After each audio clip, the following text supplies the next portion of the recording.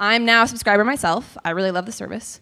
At Happy Hour, he actually has a couple great stories of failure. At Happy Hour, you will have to ask him about his wonderful IPO, almost, not IPO, acquisition that almost happened. But that is not the story that he's sharing today.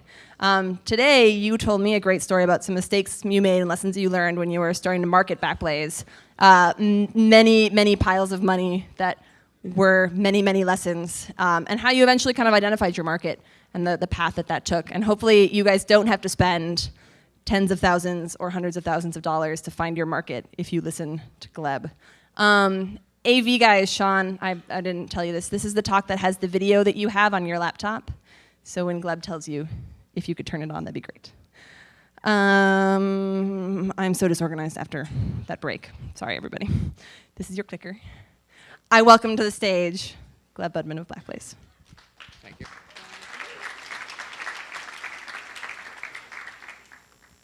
Hi there. So, for starters, this is actually a little odd for me up here.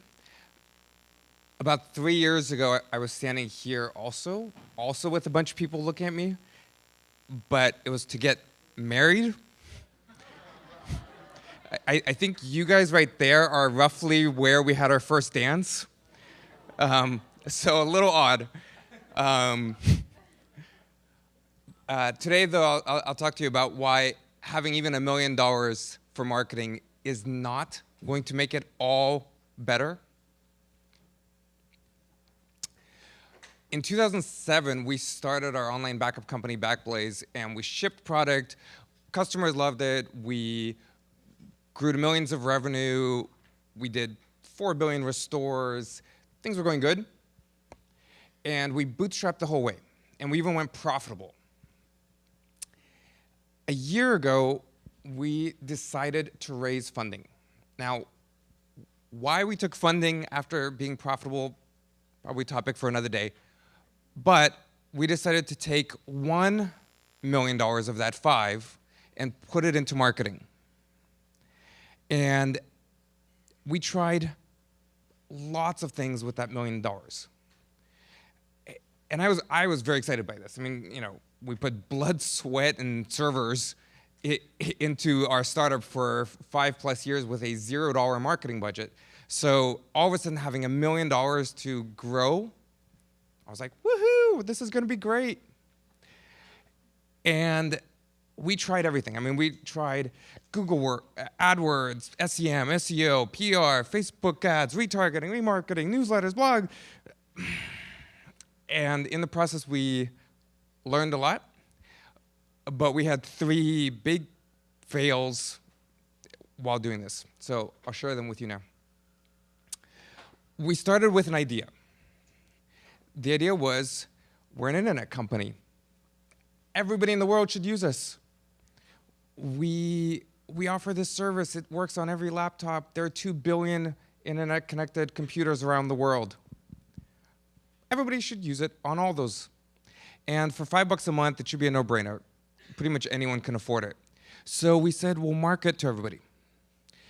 And we did lots of things to try to get out to market to everybody. One example was AdSense. So for those of you guys who don't know what AdSense is, it's a Google ad network which allows you to advertise on lots of other websites. So we did one experiment here where we had 37 million impressions around the world advertising Backblaze. And when we did that, we're like, 37 million people might have just seen an ad for us. This is great. And what was even better was the ads cost us 8/100ths of a penny per impression to have people see them. So we're like, yeah, this is awesome. We'll spend $1 million on AdSense and then it'll be huge. Unfortunately, that was fail number 1. You'll remember there were 3. So what we were hoping to see was a beautiful marketing funnel that looked kind of like this. Right? And instead what we saw was a marketing funnel that kind of looked like this. Very, very, very few buys came out of that funnel. And what we realized was that while we could get lots of impressions very inexpensively, because they were so diffuse, none of these people had heard about us in all the other ways that we would think of. So most of these people had never had a friend who'd used the service. They hadn't read an article about the service. They hadn't read one of our blog posts. They had no context for us. So yeah, they saw an ad flicker by and then it was gone. And they didn't do anything. At best, they would click on it and go, I've still never heard of these guys. I'm not going to trust them with my data.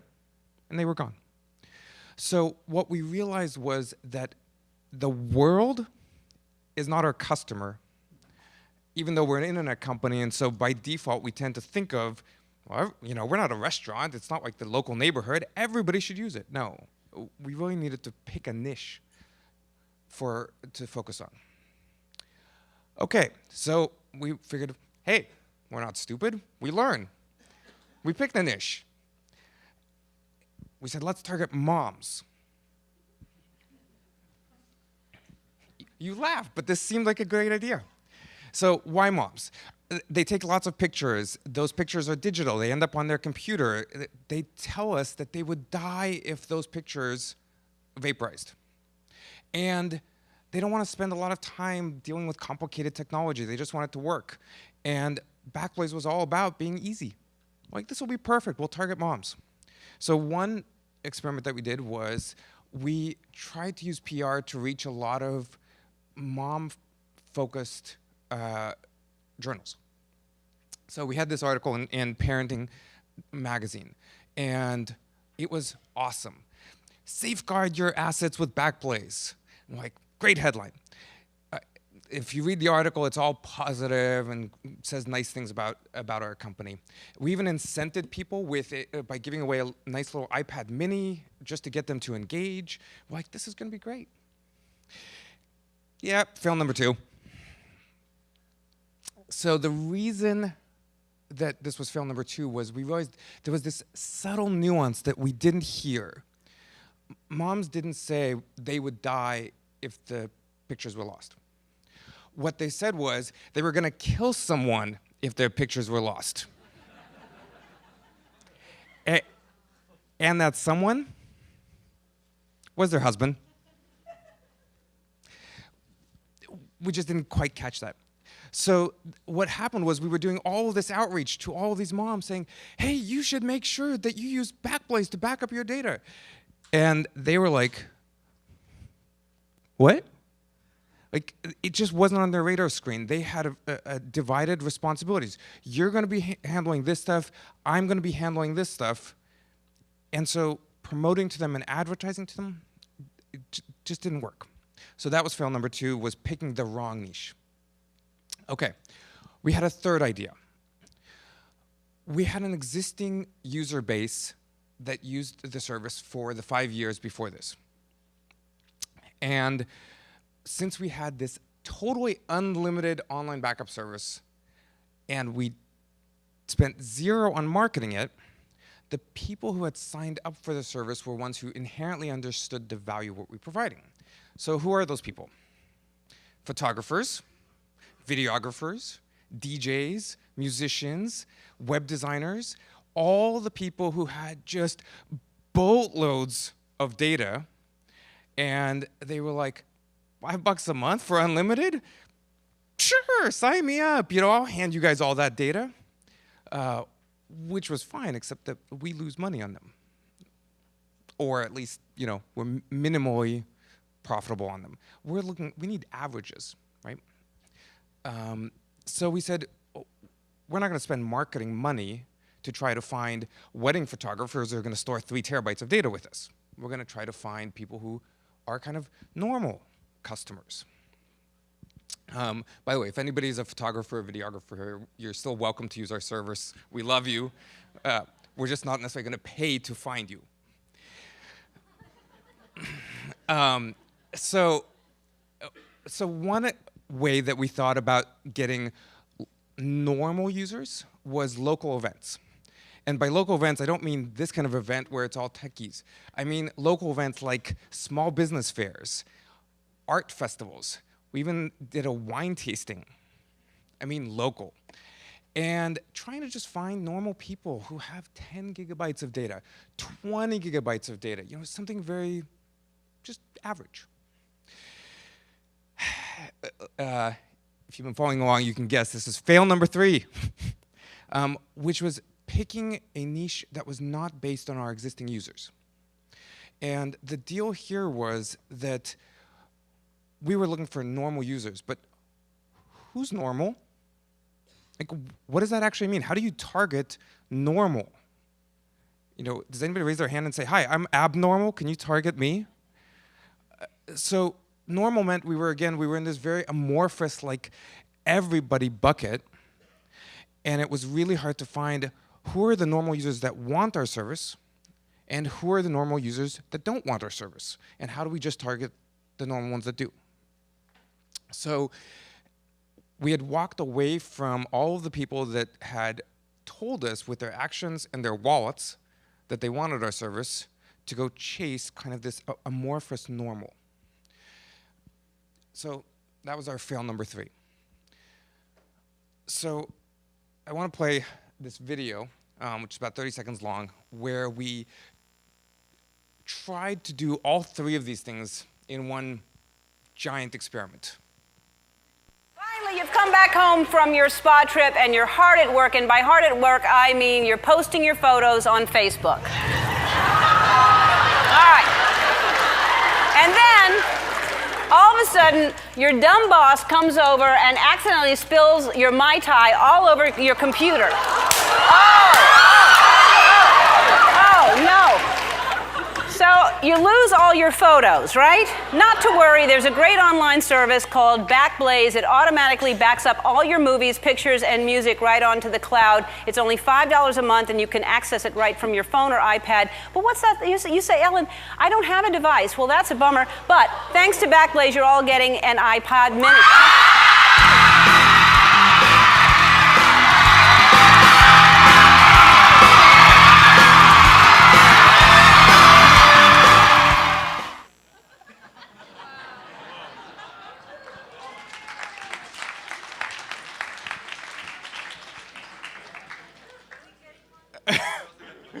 Somebody just asked if everyone here is getting one. So we had this great opportunity to be on the Ellen DeGeneres show. And we're like, wow, this is awesome. And it hit on all of these 3 things for us, right? It was like, wow, you mean we can go after normal users? And a lot of them are moms. And they don't have the crazy, insane amounts of data of some of our photographer and videographer customers. Like, this is great. And for that matter, we raised funding. So the whole idea is we need to go big. So this was an opportunity to do that. And when we were looking at some of the numbers, Ellen has 6 million people that watch her TV show across the country and across parts of the world. She has over 10 million Facebook fans and 10 million Twitter followers. I mean, we're like, this is amazing. So we sign up for this and we start getting ready. And we're talking in the office, how many customers do you think are going to show up when this goes live? 5,000, 10,000? Some of the people in the office are like, what happens if 50,000 people show up tomorrow? Like, are the servers going to melt? And so a few of us fly down to watch the filming. The next day we come back when it's going to air, and it rolls out across the country and across the world at various points in time. So at 8 a.m., it rolls out in some geographies. At 9 a.m., it rolls out in some geographies. And 10 a.m., it rolls out in other geographies. We're watching it roll out across the country. And then it goes up on her YouTube channel, which has hundreds of thousands of followers. Then she posts it on Facebook, and we're like, woohoo! So this was us, by the way, in our office. And then it was kind of quiet, and it was kind of crickets.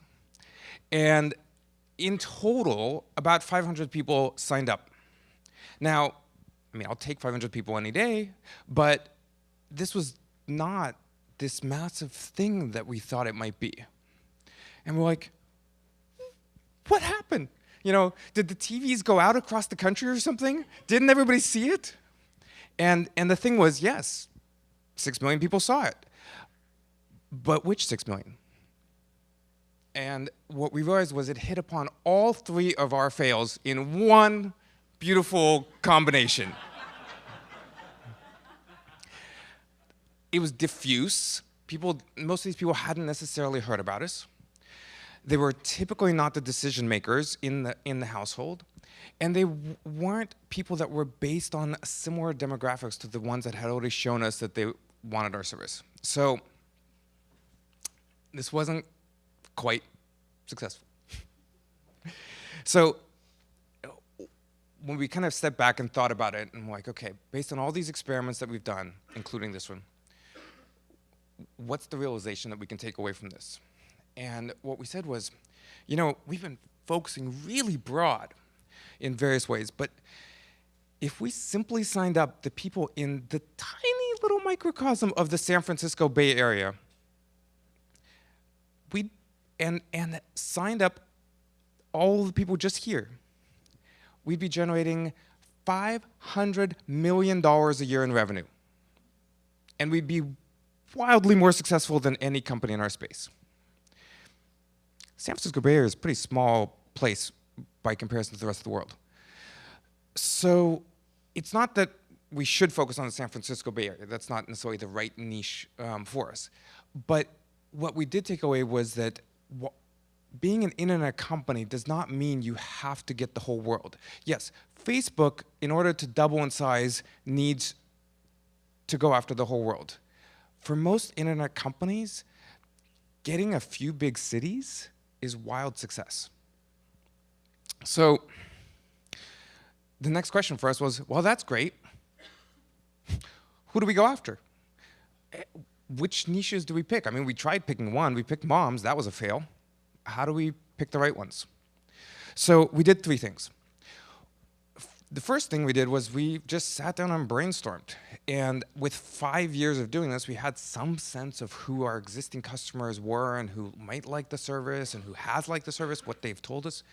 And this is chicken scratch. Some people say my writing is encrypted. I think it's perfectly readable, no? But it's basically, this is a very, very simple format for brainstorming who those users might be. And I actually got this page out of the Mint Marketing Handbook from Noah Kagan. It just asks, who are your users, or who are they potentially? What are their needs? And why does your product solve them uniquely? So it just helps think through that process. And if we had thought about that before picking our niches, we may have changed them slightly. So we did that, and then the second thing we did was we asked them. We sent a survey out to our customers and said, who are you?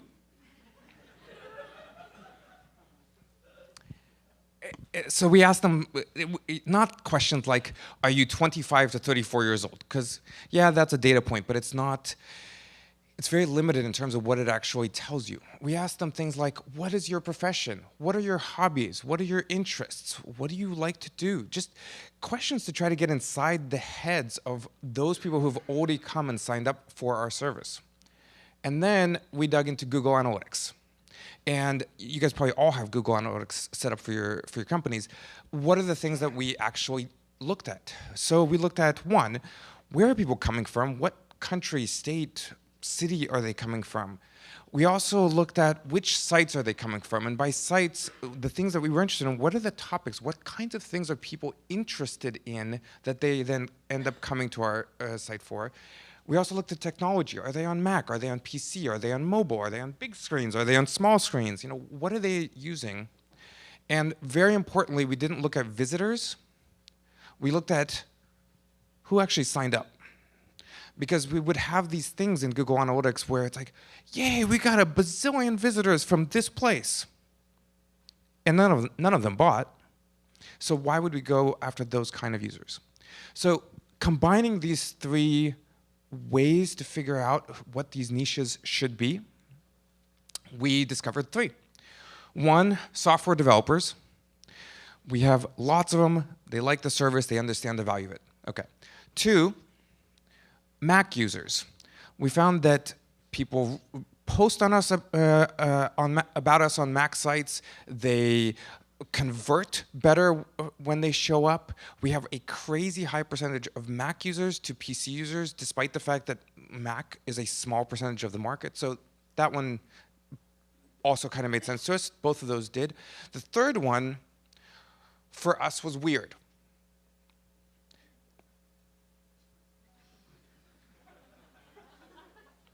Yeah, that was kind of our reaction. Huh? So, genealogist is definitely not an audience that we tend to think about in the Bay Area. And I'm not saying this is a right audience for you and your startup. But in our startup, it had some interesting correlations. These are people who understand the value of data. They understand data gets lost, which is why they're doing what they're doing. They're recreating data that has gotten lost. They're reasonably technical. They're technical enough to use a computer to find data and organize it. And they're probably already paying for a service to help them manage their data, like Ancestry.com or Family Tree Maker or something. So they actually were a really natural fit for us as a niche. So the nice thing when you have some of these niches is that when you're in a startup, you've a million different ways of marketing your company. And when you have a marketing budget, another million people come out of the woodwork and say, hi, let me help you spend that marketing budget.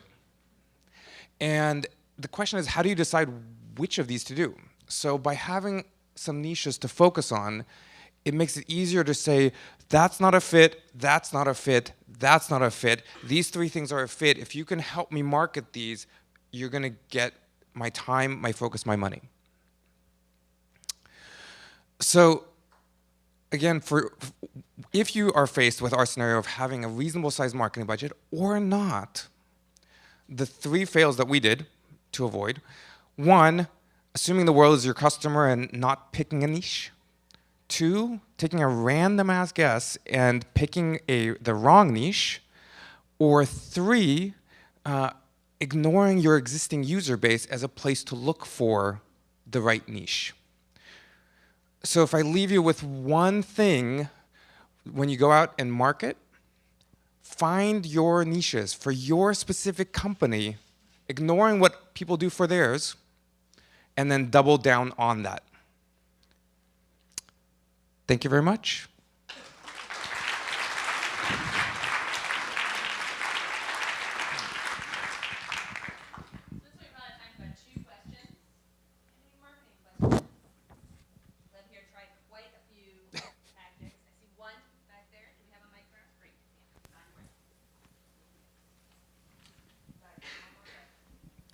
Hi. I have two questions, but quick. How much did it cost for the marketing? For the iPad thing, and how many responses did you have with the survey?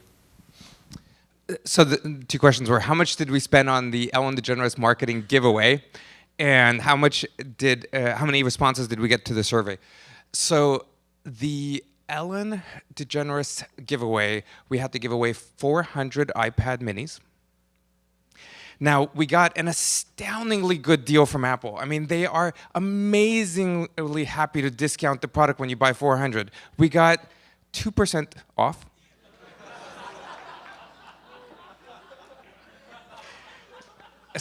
So ballpark was 150 grand. It was a lot.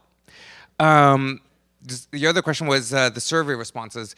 So I don't remember the exact number for that one survey, but I want to say we got something like 30,000 responses to our survey. So it was data. It was, a lot of times I feel like you can, if you ask 100 people and you get, if you get 100 responses, that'll tell you a lot. I think we had enough to get a reasonable sense. Was there one more question?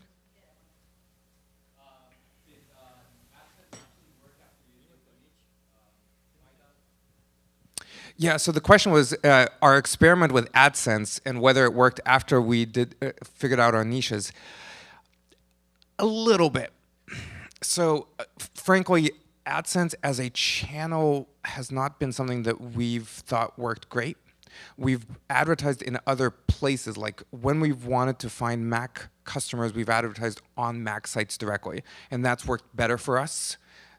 So your mileage may vary, but AdSense we haven't had the best luck with regardless. But we did enough experiments going broad, AdSense only being one, that it gave us a good sense that simply not picking a niche and going to everybody was a failed strategy, not just a failed channel. Thank you, guys.